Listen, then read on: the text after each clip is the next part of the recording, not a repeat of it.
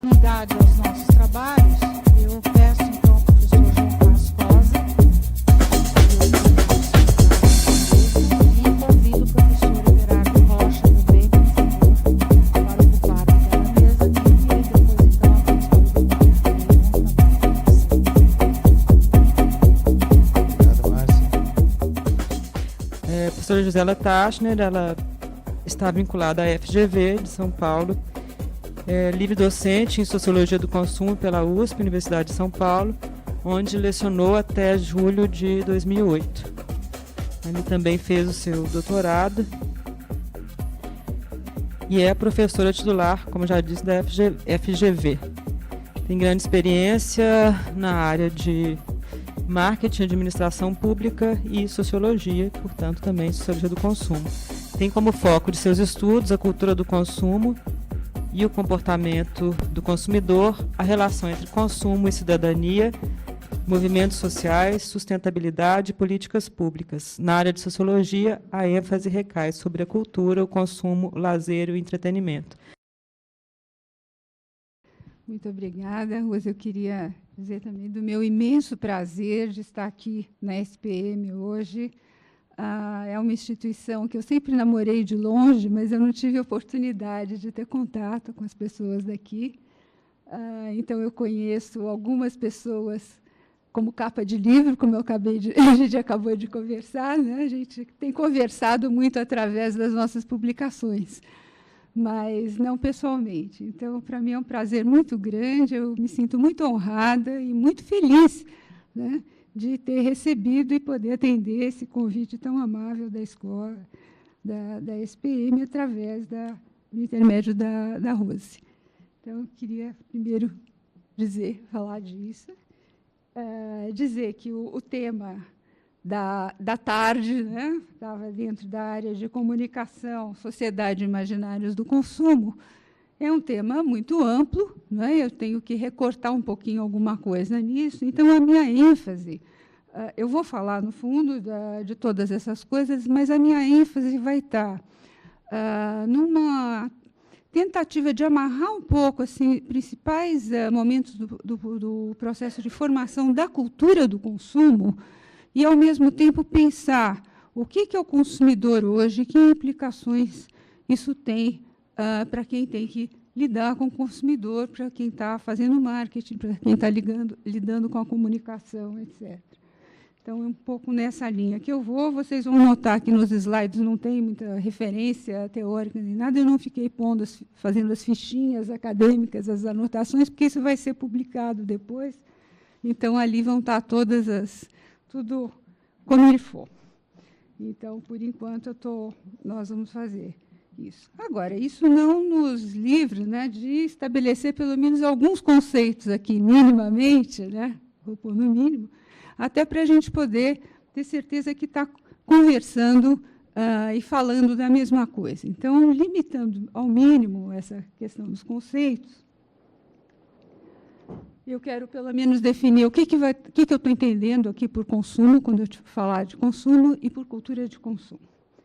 Então, o consumo está sendo pensado aqui, nessa conversa que a gente vai ter, como um ato aquisitivo, mas também como a posse e o uso de bens e serviços, né?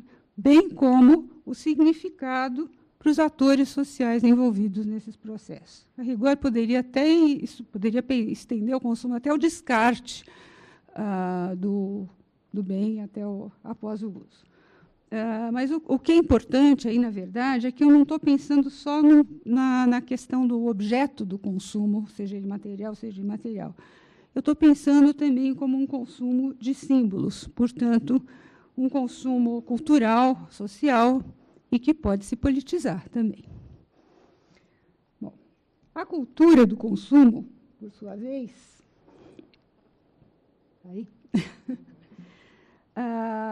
eu estou entendendo como a presença generalizada numa comunidade ou em toda a sociedade de uma valoração positiva do consumo e uma predisposição para consumir, particularmente certos itens, os quais variam no tempo e no espaço social, itens, né, que são objeto de desejo, vamos dizer. O Marx ele fala, no Capital, quando ele está descrevendo a mercadoria, ele diz que as mercadorias satisfazem as necessidades do ser humano, tanto do estômago como da fantasia. Na cultura do consumo, eu diria que são cada vez mais as necessidades da fantasia que as do estômago que estão em jogo. Não é? A presença desses valores e predisposições também se liga, por sua vez, à disponibilidade no mercado, real ou ilusório, né? Quer dizer, com acesso real ou ilusório, de uma ampla gama de produtos e serviços que são regularmente renovados e alardeados pela publicidade, seja ela explícita ou disfarçada, em produtos de entretenimento ou em outros produtos que ela patrocina na mídia.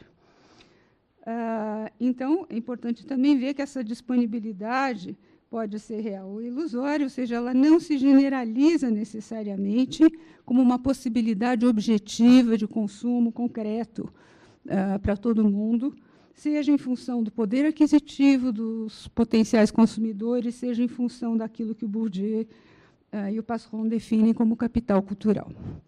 Então, quando eu estiver falando em cultura do consumo, eu estou pensando nisso. Então, isso posto, né, pelo menos definido uma linguagem comum, vamos ver um pouco, primeiro, de onde surgiu essa cultura do consumo, para depois a gente pensar para onde vai o consumidor de hoje. Um pouco essa a ideia. Eu não sei quanto tempo eu tenho, se está... Tá, quando eu estiver no meio, você me avisa. Tá, olha aqui, ó. Eu não sou muito boa aqui, né? Aqui, não, aqui voltou. Então, vamos lá. Bom, a cultura do consumo tem tido como origens, muita gente, por muito tempo, se martelou em óticas, né, que estudavam realmente mais a produção. A Rosa acabou de falar, ninguém levava o consumo a sério, o consumo parecia que era um evento assim, no meio entre uma produção e a reprodução tinha o consumo. Então, o consumo só era problema se ele não acontecesse. Né? Então, mas, de qualquer forma, a Revolução Industrial, enfim, todas as mudanças anteriores que fizeram com que aumentasse a produtividade, caísse o custo dos produtos, levaram ao aumento na massa de salários, que a disponibilidade de bens. Então, certamente, a Revolução Industrial é fundamental para existir um consumo de massas e uma cultura do consumo. Ainda assim, é preciso haver um consumidor não só com condições materiais para consumir, mas querendo consumir. Ou seja, de onde surge esse consumidor que, antes da Revolução, não consumia nada disso, e como é que não encalha essa produção toda na hora que começa a Revolução Industrial. Deixa eu ver aqui. Não sei por que está... Então, a gente vai ter, no fundo, uma revolução no consumo, esse slide aí do Palácio de Versalhes, não é? Que vai acontecer, vai criar uma revolução, no fundo, no comportamento do consumidor, vai começar nas cortes francesas, inglesas, depois vai se espalhar para outras cortes. Se der para pôr o próximo, isso. Então, aqui a gente tem alguns elementos, né, do que alguns highlights, vamos dizer, dessa revolução, vamos dizer. Eu tenho um processo de centralização do poder real na Europa, que vai chegar no absolutismo em alguns países. O caso paradigmático é o da França, que chega no auge com Luís XIV, no século XVII. Esse rei, ele vai submeter a corte, a nobreza ao seu próprio poder, vai criar a corte real, que vai começar a usar o luxo como forma de expressar poder. Isso ele tira a ideia, no fundo, alguns príncipes do Renascimento, príncipes italianos tinham começado a fazer isso. Na França, com Francisco I, começa esse processo e chega no auge com Luís XIV, essa ideia de o luxo para impressionar, não é, os outros, para impressionar quem não era nobre, para impressionar as pessoas de outros países, etc. E vai ocorrer, com isso também, um processo em que os nobres que vão parar na corte, vão morar com o rei, eles vão se tornar extremamente dependentes desse rei. Para poder ficar na corte, eles têm que participar das festas, dos espetáculos, de todas as coisas que esse rei resolve fazer. e quanto mais eles participam, mais eles dependem dos recursos do rei. Então, mas, de qualquer maneira, eles têm que estar lá para impressionar o rei, para conseguir os favores, para conseguir as mesadas, para não ter dívidas, sem saber como pagar. Os nobres não podiam trabalhar, como vocês sabem. Então, o que acontece é que eles começam a competir para chamar a atenção real, e essa competição leva a uma mudança no padrão de consumo da nobreza. Se a nobreza, tradicionalmente, antes procurava adquirir coisas para o seu patrimônio, que ia incorporando de uma geração para outra, que deveria durar por muito tempo, que quanto mais velho fosse, mais significava que a linhagem daquela família era antiga. Agora, isso não vai ter espaço mais. Os nobres estão ali na corte tentando disputar a atenção real e o favor real. Eles têm que consumir, ou se apresentar, ou apresentar suas casas com coisas de impacto para chamar a atenção do rei. E começa a haver uma preocupação com aqui e agora, com a mudança. Para poder ter impacto, é preciso apresentar se apresentar de uma forma diferente. Então, começa a aparecer o que é a lógica da moda dentro desse grupo pequenininho, que é a corte real, ainda na França. Mas esse padrão vai se espalhar depois. Depois, ele vai se difundir para outros países. Alguns têm corte, outros nem têm nobreza, né, como é o caso dos Estados Unidos. Vai haver, de qualquer maneira, então, esse padrão, né, o símbolo de luxo, de finesse, de tudo. Enfim, a França é que vai se tornar esse símbolo. Isso vai se difundir para outras cortes, para a Rússia, da Áustria, vai para a aristocracia americana, vai para a corte portuguesa e vem, inclusive, para o Brasil, junto com a corte portuguesa. Quer dizer, em 1808, esse padrão aporta no Rio de Janeiro, junto com a corte real. Né? Ao mesmo tempo, nós vamos ter depois a Revolução Francesa, que vocês estão vendo aí uma foto da guilhotina, né? E vocês começam a ver também uma democratização do acesso ao consumo, porque tem a Revolução Industrial, a Revolução Burguesa, começa a ver, enfim, a produção em massa. Aí, com isso, a gente começa a ter, pode mudar, outras coisas que vão ser muito importantes para a formação dessa cultura do consumo e que também pouca gente lembra, às vezes, de dar o devido crédito. Uma são exposições mundiais que vão ser feitas em meados do século XIX. As mais famosas são as de Londres, a exposição do Palácio de Cristal, em 1851. Vocês estão vendo uma foto aqui à esquerda, no alto, que é a inauguração pela Rainha Vitória dessa exposição. Aqui embaixo é o Palácio de Cristal, que foi construído para essa exposição, na época, em Londres. Não é? E há também, eu não trouxe foto, porque não dá para trazer tantas, mas, enfim, existe também a exposição de Paris, que é um negócio imenso. Eles fazem o pavilhão da agricultura, eles fazem o pavilhão da indústria, o pavilhão da pesca, o pavilhão não sei do quê, o pavilhão dos produtos industriais. Essa máquina Singer, que vocês estão vendo aí, ganhou um prêmio nessa exposição de Paris, de 1855, que é uma das exposições mais famosas de que se tem notícia. Por isso que eu trouxe aqui. Ou seja, eles expunham de tudo que é possível e imaginável, e, com isso, eles traziam ao conhecimento público, que milhares e milhares de pessoas que acorriam a essas exposições, as pessoas tomavam contato com as novidades, com o progresso, com outros lugares. Quer dizer, o que vocês possam imaginar tinha nessas exposições. Então, isso é uma coisa muito importante. A outra coisa que é fundamental é que vai ocorrer, no século XIX para o XX, uma revolução no varejo nos países do primeiro mundo, com o advento das lojas de departamento.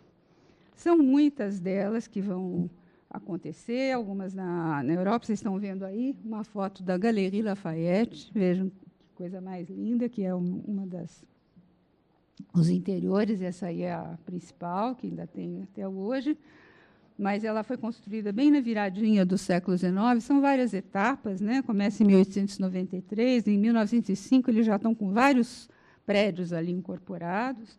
O Harrods de Londres começa mais ou menos em 1849, também como desdobramento de uma loja menor, aí vai mudando de geração, aí um entra de sócio com o outro, pegou fogo 2 vezes, não sobrou nada, começa uma vez, desculpe. As lojas de departamentos começam o processo de sedução do consumidor, começam a fazer com que a atividade de consumir se torne uma coisa prazerosa. As pessoas vão poder, portanto, consumir a fusão de consumo com lazer, que a gente vê hoje em todos os shopping centers, ela começa, na verdade, aqui, de forma... começa a ser pensada aqui, nas lojas de departamento. Né? O consumo começa a ser também aí uma experiência. Né? Hoje está tão na moda falar no marketing de experiência, consumo de experiências, etc. Começa a ser uma experiência prazerosa, que não era antes. Né? Antes as lojas eram feias, não tinham vitrines, não tinham... A gente não podia pôr a mão nas coisas, o preço tinha que barganhar, negociar cada coisa. Se você ia lá pedir para ver alguma coisa, ficava muito ruim, você sair sem pagar. Isso até hoje ainda tem algumas lojas pequenas, a gente fica meio sem graça, sem pagar, não, sem comprar, desculpe. Sem pagar é pior, né? Sem pagar é pior, né? É que eu estava pensando, lembrando a coisa é que quando teve as... entrar e não comprar. Não, é que eu misturei 2 pensamentos, porque nas lojas de departamento elas tornaram uma coisa assim, foi uma invenção tão importante, teve um impacto tão grande, que os casos de cleptomania se multiplicaram. Então, quem fez as pesquisas originais, viu os registros de polícia, e tudo, começa a ter muita gente, começa a roubar as coisas porque não resiste. Né? Eles não são os consumidores vacinados que nós já somos, né? Eles são os primeiros. Então, começa... era muita sedução. Né? E essas lojas são muito importantes também. Elas fazem uma série de outras coisas que não interessam para hoje. Elas começam também uma segmentação de mercado por diversas razões. Mas o que é importante também é que elas têm, junto com as feiras, um efeito pedagógico. Porque elas mostram nos displays, por exemplo, se você mostra uma saia, elas mostram que blusa que combina com essa saia, que cinto que dá certo. Né? Não eram só roupas que elas vendiam de tudo. Mas elas começam a mostrar assim, pacotes, vamos dizer, de consumo, coisas que combinam com outras coisas, com acessórios. Então, elas têm um efeito pedagógico também sobre o consumidor. Sem falar que, junto com elas, começa também a se desenvolver toda a parte das artes voltadas para o consumo, porque são os vitrinistas que vão começar a ocorrer, né? São as primeiras lojas que vão ter vitrines de vidro, elas têm que ser bonitas, não vão ter as portas giratórias, não vai ter degrau, vai ter escada rolante, vai ter uma série de coisas para atrair o consumidor, e a publicidade vai se fazer também, primeiro através de cartões que vão pelo correio, de cartões que são distribuídos nas ruas. Começa a haver o marketing também ali, ainda que é tudo no ensaio e erro ainda, né? Está começando, mas depois vai virar uma ciência. Até que nós temos uma escola especialista aqui, né? Só nisso, mas na virada do século alguém descobre, né, que se introduziu um bem de consumo voltado para as classes mais altas, que o pessoal das classes mais baixas também vai querer. Então, que é um bom jeito de fazer com que todo mundo acabe consumindo aquele produto, porque tem um efeito demonstração, né, que todo mundo mira em quem está um pouco acima. Então, isso eles começam a perceber também lá. E uma série de coisas assim. Depois disso, nós vamos ter, enfim, o deslanche, então, do desenvolvimento